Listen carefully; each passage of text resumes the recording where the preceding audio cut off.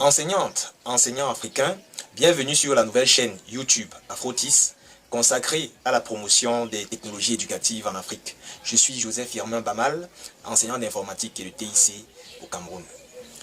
2 ans après le lancement de cette chaîne YouTube, qui portait alors mon nom, ce serait une lapalissade que de dire que nous n'avons pas été aussi réguliers que nous l'aurions souhaité.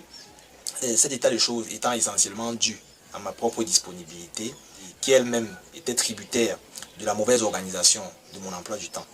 J'en profite d'ailleurs pour m'en excuser auprès de tous ceux qui ont cru à cette chaîne à ses débuts il y a 2 ans.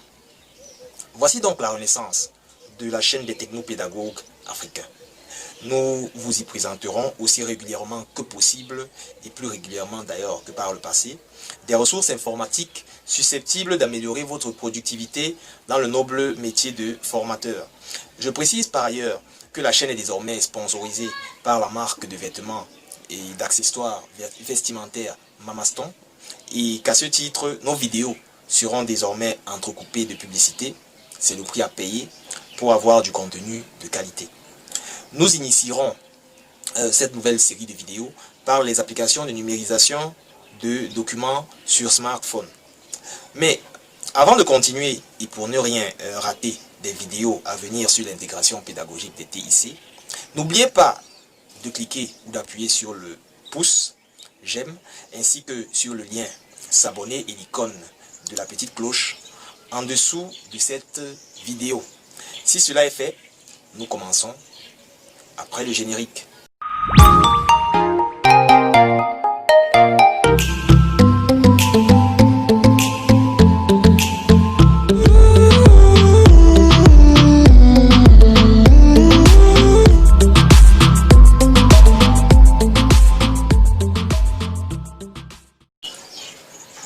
De plus en plus d'enseignants en Afrique sont possesseurs de smartphones et de tablettes. Les smartphones, ce sont des téléphones intelligents dotés de systèmes d'exploitation.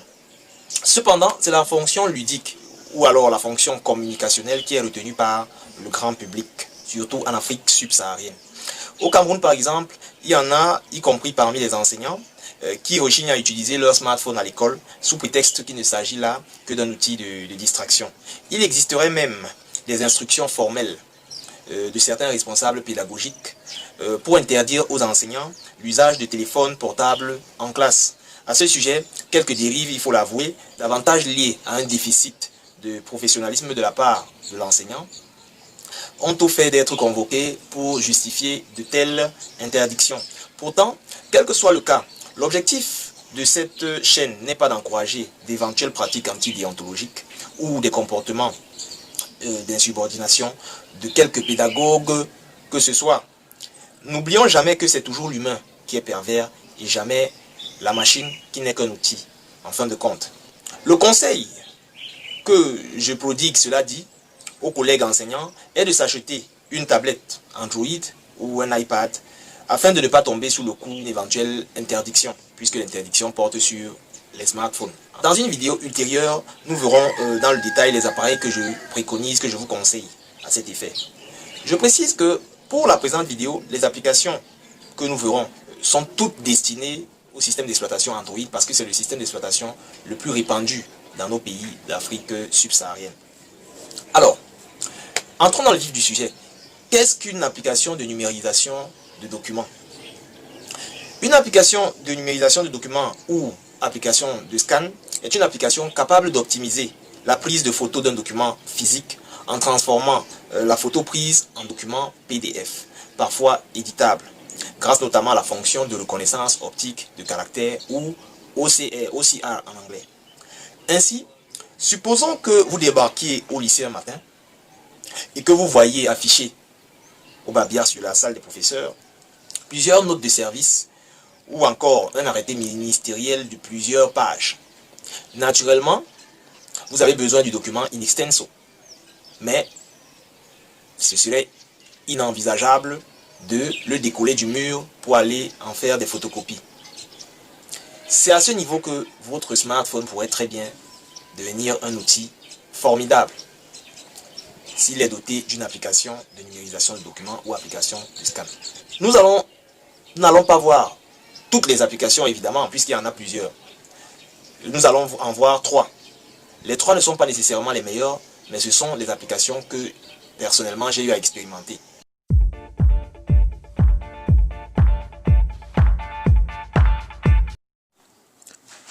La première application que je vous conseille est CamScanner. CamScanner que vous pouvez obtenir en passant par le Play Store. C'est une application gratuite. La version de base est gratuite, mais il y a également une version payante. Donc vous entrez dans le Play Store et là vous allez saisir CamScanner. CamScanner. Voilà, CamScanner. Et là vous avez plusieurs versions. Voilà la version CamScanner. Cette version. Voilà, moi je l'ai déjà installée, donc je vais juste la mettre à jour. Cette version. Voilà. Chez vous, vous allez voir installer, vous allez cliquer dessus et attendre.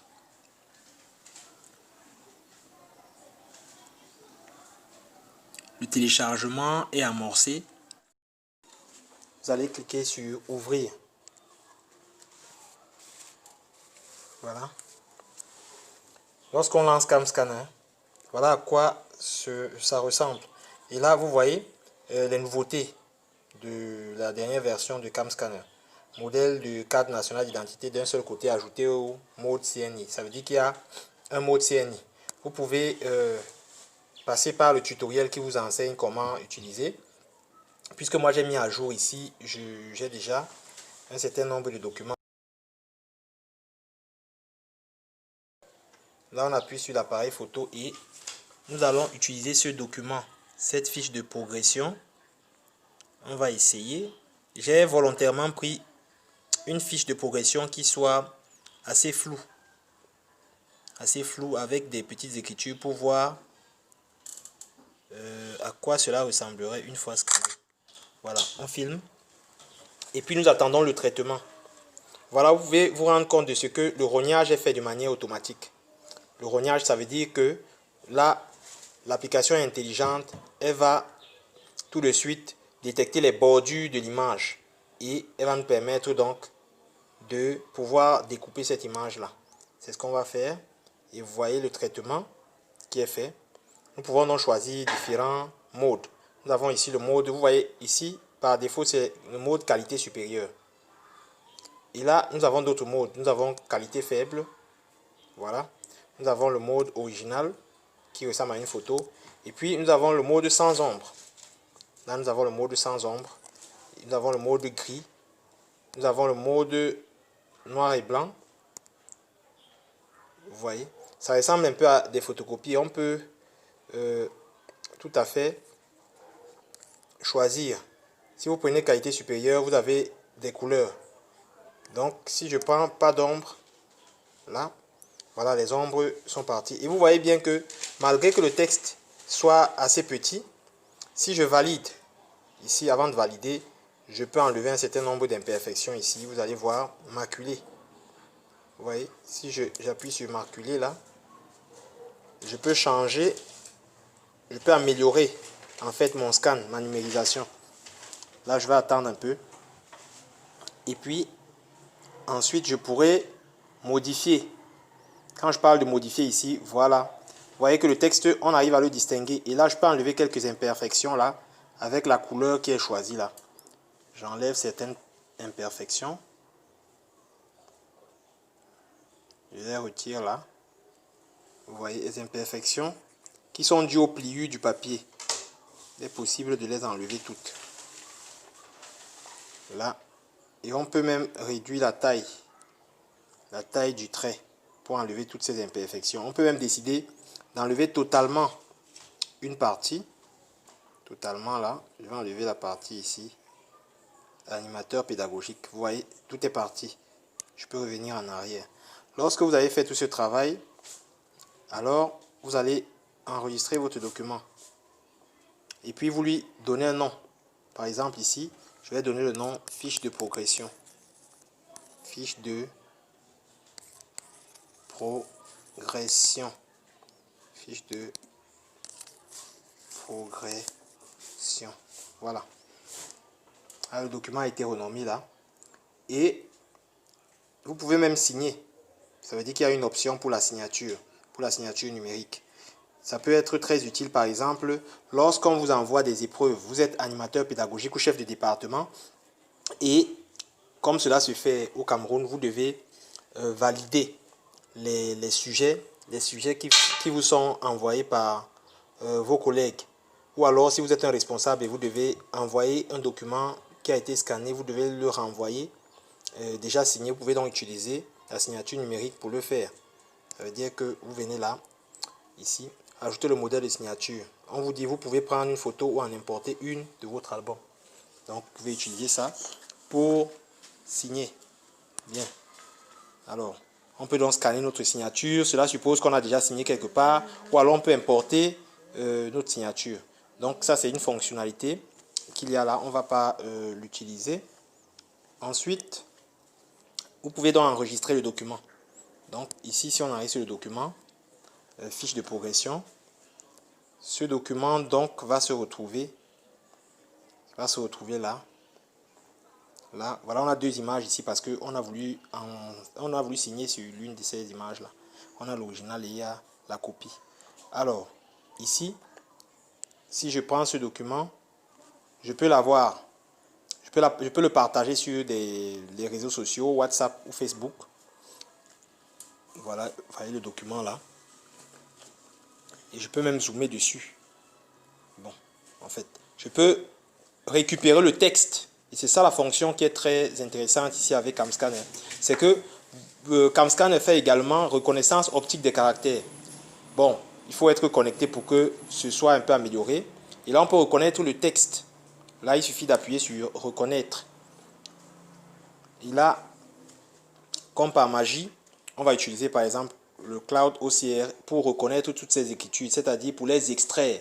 Elles ne seront plus des images uniquement, mais un texte éditable. Donc là, le traitement, après avoir appuyé sur Cloud OCR, on va attendre. Il se pourrait que le traitement de la reconnaissance des caractères ne soit pas parfait, mais c'est déjà une avancée. Voilà, vous voyez, fiche de progression annuelle, année scolaire, et on peut copier ça, on peut copier ce texte-ci ailleurs et essayer de le modifier, éventuellement corriger les fautes, activités d'intégration, évaluation trimestrielle, vous voyez, congé de Noël, ici il manque un C. Donc vous pouvez récupérer un document comme ça, vous pouvez même le traduire. Il y a une fonction de traduction ici, on peut traduire directement, on peut éditer dans un ordinateur, on peut copier le texte, on peut l'exporter vers ailleurs. Génial, c'est vraiment génial, une application géniale. Et là, vous avez donc la possibilité de transformer en PDF. Là, j'ai déjà transformé en PDF. Donc voilà le PDF. Et avec le PDF, nous avons plusieurs fonctionnalités. Nous avons une fonctionnalité anti-piratage ici qui va mettre une sorte de repérage anti-piratage. Vous voyez un peu. Ici, un filigrane que vous pouvez décider d'appliquer. Si vous l'appliquez là, vous avez par exemple la confidentielle partout. Ça, c'est une fonctionnalité. Ou vous pouvez décider de faire autre chose. Vous pouvez convertir en fichier, en document Word, ainsi de suite. Bref, avec ça, vous avez la possibilité maintenant, avec votre PDF, là je pars, je vais rentrer au niveau du PDF. Voilà, nous avons ce PDF-ci. Première page, deuxième page ici qui a été modifiée. Et nous pouvons même agrandir. Et vous voyez bien qu'il est possible de lire. Il est possible de lire alors que le document d'origine était vraiment très petit et assez flou. Nous avions là une police de à peu près 7 et ça a été volontairement choisi. Je l'ai volontairement choisi. Maintenant, il faut dire que cela dépend également de la définition de la résolution de votre appareil photo. Donc, pour pouvoir jouir pleinement de ce type d'application, il faudrait également que vous ayez un appareil photo numérique qui ait une très bonne résolution. Donc, je vous conseille au mieux d'avoir des appareils de plus de 8 mégapixels pour pouvoir utiliser au mieux ce type d'application.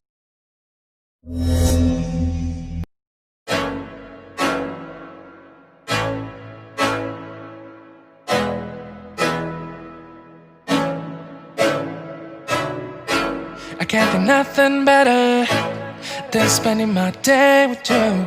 My life is sunny and better, girl, when I'm with you. She illuminates so bright like a star in the skylines. She got the looks, the good, oh boy, I need her so bad in my life.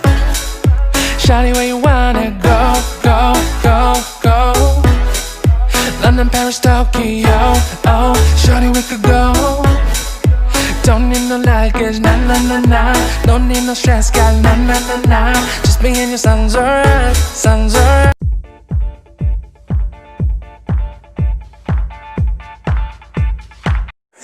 La deuxième application que je vous présente est OCR, scanner du texte. Cette application dont vous voyez l'icône bleue ici, qui est accessible également dans le marché des applications Play Store ou Google Play. Donc ici, vous allez saisir OCR, scanner de texte, choisir l'application, la deuxième application. C'est une application qui fait la reconnaissance optique de caractères, OCR, dont nous avons parlé tout à l'heure. Donc, lorsque je lance cette application, j'ai accès directement à l'appareil photo. Je peux donc filmer un document comme tout à l'heure, le document de tout à l'heure, la fiche de progression, ou alors je choisis simplement une photo déjà prise. En l'occurrence, cette fiche de progression là. Donc je vais la choisir et après le traitement, vous allez voir tous les caractères, tous les mots vont être reconnus au mieux. Et je précise que cette application, vous l'utilisez en ligne. Ça veut dire que vous devez d'abord vous connecter vos données. Et là, vous pouvez donc remarquer que la fiche de tout à l'heure, on peut voir du texte qu'on peut récupérer. Maintenant, ce texte peut être également modifié. Lorsque vous avez modifié tout le texte, vous pouvez donc le récupérer. Ça veut dire que vous pouvez le partager. Vous pouvez l'envoyer, le partager dans les réseaux sociaux. Vous pouvez l'ouvrir, vous pouvez le partager dans une application de traitement de texte, ainsi de suite.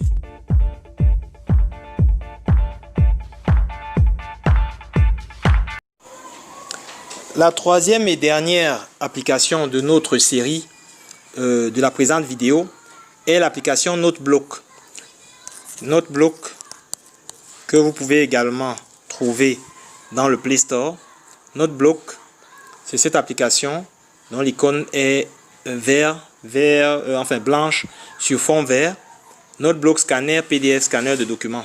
Cette application qui est gratuite est une excellente application de numérisation de documents.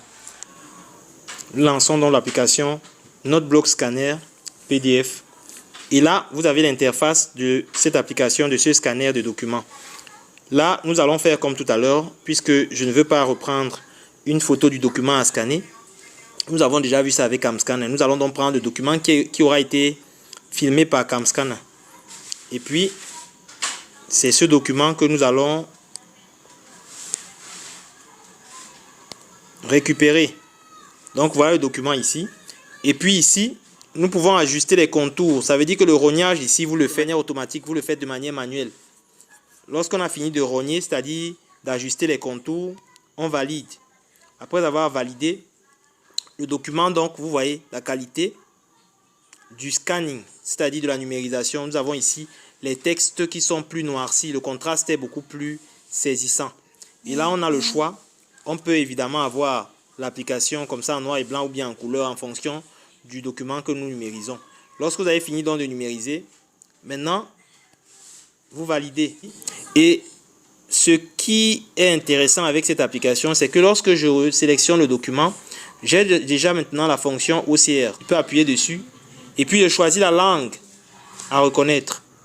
Et là, lorsque je valide, vous allez voir le traitement pour reconnaître.